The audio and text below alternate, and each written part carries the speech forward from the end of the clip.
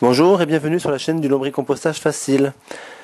Je me rends compte que depuis plusieurs mois maintenant, je vous parle de lombricompostage, avec des vers de terre forcément, et que je ne vous ai pas encore montré les vers de terre, à quoi ils ressemblaient.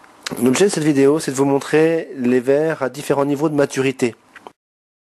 Ici, c'est juste à titre de comparaison, pour donner un peu une échelle, c'est un grain de riz complet. Ce qu'on voit là, il y en a 6.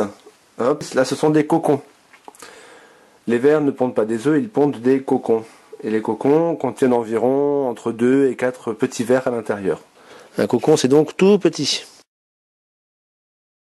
On retrouve ici un juvénile. Alors, on en trouve des encore plus petits que ça. On peut en trouver des tout fins, tout petits. Mais là, c'est un tout jeune, qui a quelques semaines maximum. On voit un ver de terre, qui est déjà beaucoup plus grand. C'est encore un jeune. Il n'a pas la maturité sexuelle. Alors comment est-ce qu'on juge la maturité sexuelle d'un ver? C'est pas sa longueur. Et non. On le juge au fait qu'on peut voir sur le ver un petit anneau.